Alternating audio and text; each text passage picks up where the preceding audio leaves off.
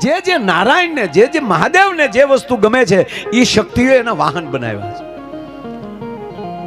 અને આપણે ઘણા પાછા ધૂણીને એમ કે માતાજીને બોકડો ઠડાવો લે આવી નાલી તો પાછા ફરો યાર. આપણા વાહનનો કોઈ કે કાચ પડ્યો હોય તો આપણો મગજ વયો જાય, તો માતાજીના વાહનને આખે આખું લઈ લેતા હોય છે. અંધશ્રદ્ધામાંથી બહાર આવો. કોઈ એવું ચડાવતા હોય તો આપણને કઈ વાંધો નથી, નહીતર પાછું ઈ કાંઈ લાવી શકે માફી માંગો. આમાં અમારા તો મરા છે હો મારા. હો હા હા. એક જગ્યાએ મહાત્મા પધાર્યા અને ગામમાં દુકાળ, ગામમાં કાળ પડેલો. એટલે આવીને બાપુને પગે લાગે, અરે બાપુ हमारा खेत બધા સુકાઈ रहा है, हमारा बाजरा सुखाई जाता है बाबू. अच्छा कितने बीघे का है? કે बाबू हमारे पास तो 50 बीघा का बाजरा है, गांव में तो बीजा को है, तो बीजा का छोड़ो, तुम्हारी बात करो. कितना बीघा का है? कि बापू 50 बीघा का है. हाँ दक्षिणा दो. लो बापू 50,000. कोई बात नहीं, तेरे ऊपर कृपा शुरू हो गई है. सुबह देखना तेरा एकले का खेतर भीना हो जाएगा. तो बाबू 50,000 में हवार थયું ને તો ગામ જાગ્યું ને તો આનું ખેતર પી ગયેલું બોલો. અને પછી જે ગામ દડ્યું, ક્યા બાત હે બાપુ, હે કે ક્યા બાત, અરે હિમાલય से आए હે. બહુ આગેથી આવે ને એ પાછું બહુ આપણે ઓળખતા નહીં, ત્યાં બહુ ન જવું. અહીંયા તો પેઢીઓથી ઓળખીએ છીએ, એના પગ પકડવા, અજાણ્યામાં માથા ન મારવા. તો ઓલો બીજે દી બીજો બાપુ हमारा तो 20 बीघा का है, तो 20,000 रख दो. तो बापू એને 20,000 રાખ્યા, બીજે દી 20 बीघा પર લઈ ગયું પાછું. પછી તો બાપુ ગામને શ્રદ્ધા બેસી જાય ને, ક્યા બાત હૈ. એક જણો બાપુ मेरा 10 बीघा का, कोई बात नहीं 10 बीघा का रख दो, गूगल पे कर दो.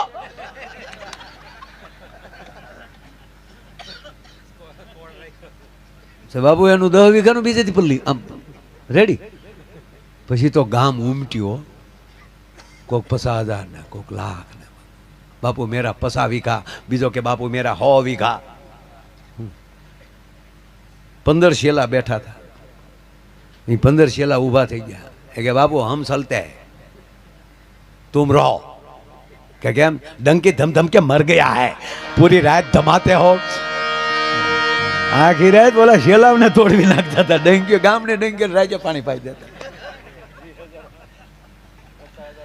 માથું કૂટે માનવી માંડ વીઘો પવાય, પણ રઘુવીર રીજરે રાજડા તો નવખંડ લીલો થાય.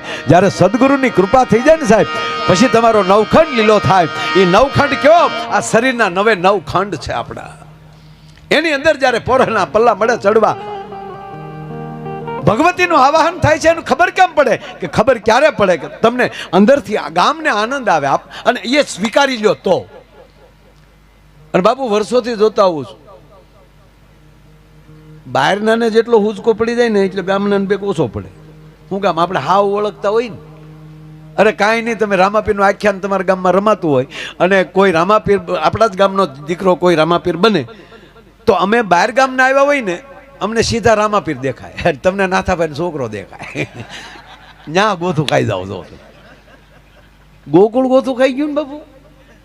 ત્યાં તો નંદ બાબાનો છે, માખણ ચોર છે. હશે કે નહીં હોય, હશે કે નહીં હોય. ત્યાં 11 વર્ષ 52 દી વયા ગયા. કંસને માર્યો ત્યારે ખબર પડી કે આ લે આ આપણી વચ્ચે રહેતો હતો. વિરાટ રૂપ અર્જુનને પણ દેખાડે છે અને વિરાટ રૂપ દુર્યોધનને પણ દેખાડે છે. વહટી લઈને ભગવાન કૃષ્ણ જાય છે હસ્તિનાપુરમાં. હે મહારાજ ધૃતરાષ્ટ્ર, હું શાંતિ દૂત બનીને આવ્યો છું. હું પાંડવોનો પક્ષ લઈને નથી આવ્યો, પણ મને ભરોસો છે. જો આ વાત ભગવાન કૃષ્ણ એમ કહે છે કે મને ભરોસો છે. આપણા સદગુરુને આપણી ઉપર ભરોસો હોવો જોઈએ કે મારા શિષ્ય ઉપર મને ભરોસો છે, હું જેમ કે એમ કરશે. આજ ભગવાન કૃષ્ણ કહે છે કે હે મહારાજ ધૃતરાષ્ટ્ર, હે દાદા ભીષ્મ, હે કૃપાચાર્ય, હે દ્રોણાચાર્ય. અને ભગવાન કૃષ્ણ બાપુ ત્યારે બોલે છે એ અદ્ભુત બોલે કે હે ધૃતરાષ્ટ્ર, હે મહારાજ, હે હસ્તિનાપુર નરેશ, સંસારની અંદર આવી ધર્મસભા, આવી રાજસભા કઈ જગ્યાએ હોય કે જે સભામાં દાદો ભીષ્મ બેઠા હોય, જે સભામાં કૃપાચાર્ય બેઠા હોય, જે સભામાં ગુરુ દ્રોણ બેઠા હોય, જે સભામાં કર્ણ બેઠા હોય, અને એ સભામાં આજ કૃષ્ણ તમારી પાસે આવીને ખોળો પાથરે છે કે આ સભાને મારે વિખેરવી નથી. અને મને પાંડવો ઉપર ભરોસો છે કે હું જે કહીશ એ સ્વીકારી લેશે. માટે એનું ઇન્દ્રપ્રસ્થ પાછું આપી ગયું અને દુર્યોધન ઊભો થઈ જાય. અને સમાજમાં યાદ રાખજો, જ્યારે જ્યારે પ્રજા કે અને એવું રાજાને કરવું પડે ત્યારે વિના ચાયચ્છ દુષ્કૃતાઓ. રાજા કે એમ પ્રજાને કરવાનું હોય, એને બદલે જ્યારે પ્રજા કે, દુર્યોધન કે અને ધૃતરાષ્ટ્રને કરવું પડે, દુર્યોધન વચ્ચે બોલે છે. અને ત્યારે કૃષ્ણ કહે છે કે દુર્યોધન, હું રાજાને પૂછું છું, હસ્તિનાપુર નરેશને પૂછું છું, તને નથી પૂછતો. દાદા ભીષ્મને પૂછું છું. અને ત્યારે દુર્યોધન ફરીવાર બોલે છે કે એને શું ખબર પડે, હું કહું છું કે ઇન્દ્રપ્રસ્થ નહીં મળે. કે તો ઇન્દ્રપ્રસ્થ નથી જોતું. અને હે દુર્યોધન, હું એક મહાન યુદ્ધને રોકવા માંગુ છું, મહાવિનાશને રોકવા માંગુ છું. માટે હું તને હવે વિનંતી કરીને કહું કે કેવલ 5 ગામ આપી દે. ક્યારેક મહાભારતમાં ડોક્યું કરજો, ભગવાન કૃષ્ણ કહે છે કે દુર્યોધન, રોવાના દાડિયા કરવા પડશે, આ જેવો તેવો વિનાશ નહીં થાય. અને ત્યારે દુર્યોધન કહે છે કે તમે મને ભય દેખાડવા માટે આવ્યા છો. ભય નથી દેખાડવામાં આવ્યો, હું વિનંતી કરવા માટે આવ્યો છું. 5 ગામ નહીં, હોયના નાકા જેટલી નથી દેવી, થાય કલ્યાણ. અને એનું કીધેલું ધૃતરાષ્ટ્ર કરતા હોય અને ઈ સભામાં કૃષ્ણ નીકળી જાય. વાત એટલા માટે કહું કે ધંધા બધાય કરજો, પણ આપણી વચ્ચેથી આવા મહાપુરુષને ભગવાન રીહ કરીને વયા જાય એવો ધંધો જિંદગીમાં ન કરતા, મારો કહેવાનો સૂર્ય છે. એને આપણે આંગણે આવવાનું મન થાય. પાંડવો ભલે 5 હતા, પણ અર્જુન એવું જીવ્યા કે ભગવાન કૃષ્ણ એમ કહે છે કે હે અર્જુન, પાંડવા નામ ધનંજય. પાંડવોમાં અર્જુન મારી વિભૂતિ છે. વૃક્ષમાં પીપળો, સિંહ, પ્રાણીમાં સિંહ, છોડમાં તુલસી, પથ્થરમાં શાલિગ્રામ, જળચરમાં મગર. અને બાપુ, દેવોએ ભગવાને જે જે પસંદ કર્યા ને એ પાછા માતાજીએ એના વાહન કર્યા. જો ભોળાનાથને ગમતું હોય ને અતિ, તો એક હાથી અને બીજું બોકડો. તમે કહો ભોળાનાથને બોકડો? તમને પૂજા કરતા ન આવડે કાંઈ, આપણને કોઈ શ્લોક બોલતા ન આવડે. જો અહીં આચાર્યને એને પૂછજો તમે તારે સવારે, કાંઈ શ્લોક ન આવડે, પણ ભોળાનાથ પાસે જઈને જો બોકડો બોલાવતા આવડે એટલે મહાદેવ રાજી થઈ જાય. આ નવીન વાત નથી હો, સત્ય વાત છે. ઘણા પૂજા કરીને મેં મહાપુરુષોને તે એ બોકડાનો અવાજ કરતા, બોકડો બોલાવતા જોયા છે. મહાદેવ રાજી થઈ જાય. શું કામ? એના સસરા દક્ષનું જે દી મસ્તક, ગણપતિનું મસ્તક કાપ્યું ત્યારે હાથીનું મસ્તક લગાડ્યું, અને દક્ષનું જ્યારે મસ્તક કાપ્યું અને યજ્ઞ હજી અધૂરો હતો, યજ્ઞ પૂરો કરવાનો હતો, અને દક્ષને સજીવન કર્યા ત્યારે બકરાનું, બોકડાનું મસ્તક એને ચડાવ્યું. અને મહાદેવે એ વાલો લાગ્યું ને ત્યારે પરાશક્તિ એ બોકડાનું વાહન બનાવ્યું. મહાદેવને ગમે છે. હા, ભગવાન કૃષ્ણ એમ કહે છે કે પ્રાણી, જળસર પ્રાણીમાં મગરબસ હું છું, ખોડિયાર એ વાહન લીધું. હે અર્જુન, પ્રાણીમાં સિંહ હું છું, તો ભવાનીએ સિંહ એનું વાહન કર્યું. જે નારાયણને, જે મહાદેવને જે વસ્તુ ગમે છે એ શક્તિઓ એના વાહન બનાવ્યા છે. અને આપણે ઘણા પાછા ધૂણીને એમ કે માતાજીને બોકડો ખડાવો, લે હવે નાલી તો પાછા ફરો યાર. આપણા વાહનનો કોઈ કે કાચ પડ્યો હોય તો આપણો મગજ વયો જાય, તો માતાજીના વાહનને આખે આખું લઈ લેતા હોય છે. અંધશ્રદ્ધામાંથી બહાર આવો.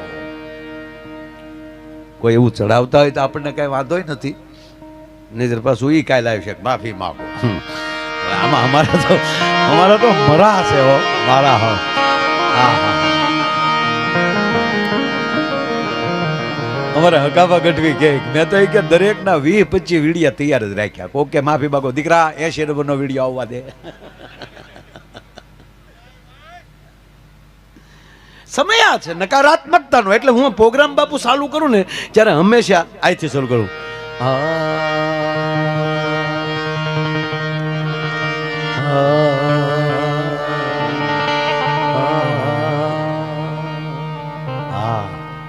આપણી માએ પહેલો વહેલો શબ્દ આપણે શીખવાડ્યો હોય ને, પહેલું વહેલું આપણે બોલતા શીખ્યા હોય ને, એનું એ શબ્દ છે હા.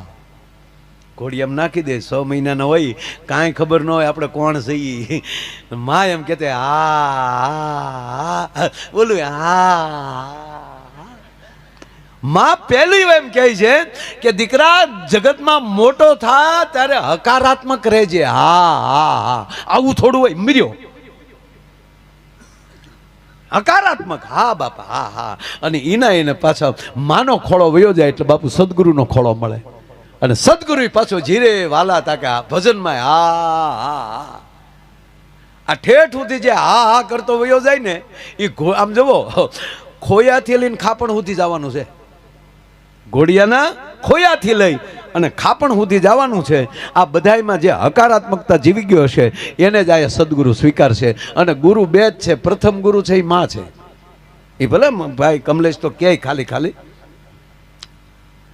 પણ પાયામાં માં છે. પ્રથમ કોઈ ગુરુ હોય તો માં, અને પછી ઈ માની કૃપાથી સદગુરુનો ખોળો. અને માં અને ગુરુમાં ફરક એટલો કે માં છે એ કુખથી જ્ઞાન આપે છે અને આ સદગુરુ પછી મુખથી જ્ઞાન આપે છે. અને જે માવું એ કુખથી જ્ઞાન આપે ને માડી એના જ સંતાનો આવા મહાપુરુષોની મુખની વાણી સાંભળે છે. એ વાત 100%ની. બાકી હમણાં એક બાળકનો જન્મ થયો ને હોસ્પિટલમાં બાપુ, તે સીધો પુષ્પન ડાયલોગ બોલ્યો. બોલો જન્મતા આવે તો મારા હમ નગર જે વસ્તુ જ્યારે સારી લાગતી ત્યારે લાગે. જન્મતા વેદ બાળક રડે તો જ સારું લાગે. જન્મતા વેદ રડે ને તો જ સારું લાગે. નગર હાસ્ય સારું જ છે. જન્મતા વેદ બાળકે ચાહે દાંત કાઢે મને દાખલો આપો, હુયાણું ગામ મૂકીને વયું જાય, કોણ આવ્યો ભૂતના પેટનો? એમ ના, રડે તો જ સારું લાગે. અને આ છોકરો તો રડ્યોય નહીં ને હસ્યોય નહીં, સીધો બોલ્યો. ડોક્ટર જે આમ સાફ કરતા હતા ને ત્યાં બોલ્યો. આમ આમ આટી મારીને હાથ ઉપર બેસી ગયો છોકરો, એટલું ટાબરી ફટ દે. ડોક્ટર સામું જોઈને કે ઝૂકે કે નહીં ચાલા. તા તો ડોક્ટરના હાથમાં મુકાઈ ગયો, તારી ભલી થાય. પણ મારો પીડ્યો પણ ગાડલામાં, પણ બિલાડી ઘોડે સીધો જ પીડ્યો. નર્સ બેન તેડવા ગઈ તો નર્સ સામું કે બ્રાન્ડ હે બ્રાન્ડ. આખી હોસ્પિટલ ગોથું ખાઈ ગઈ. પછી સંશોધન કર્યું કે જન્મતા વેદ બોલે નહીં, બોલ્યો તા ભલે બોલ્યો પણ સીધો પુષ્પાનો ડાયલોગ કેમ બોલ્યો.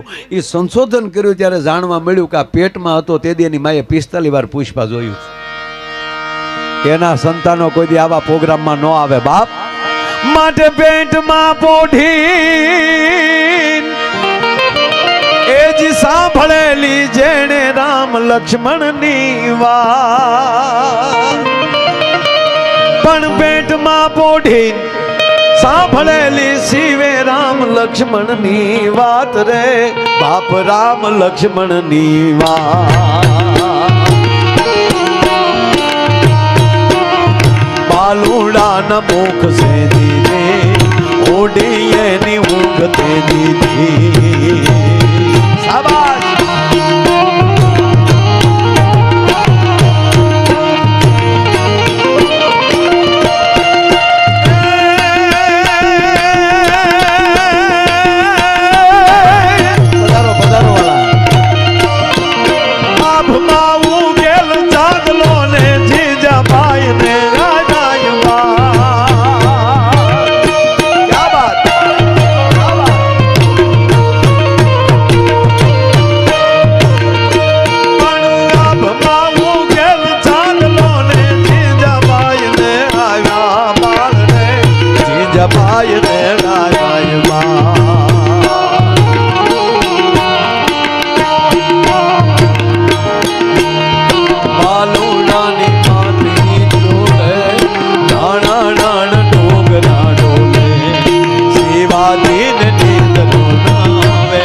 માતા તે જપાય ઝુલાવે.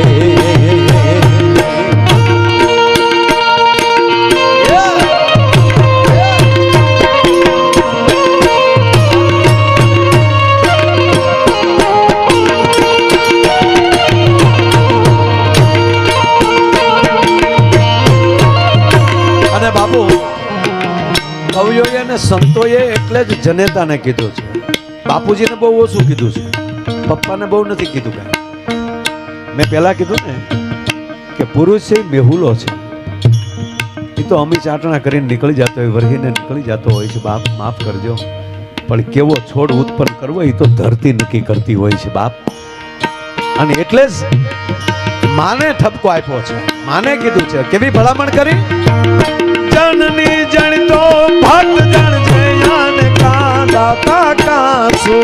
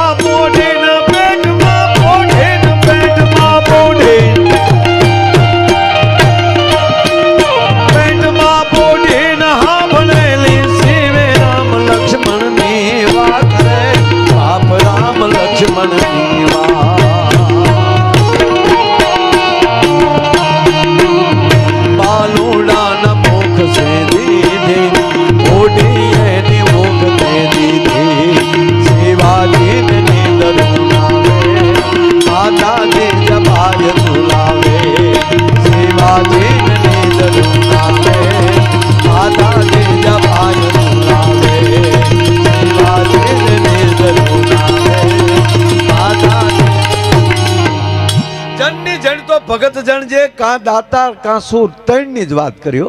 એટલે જ આપણા 11 લાઈનમાં 3 તાર આવે.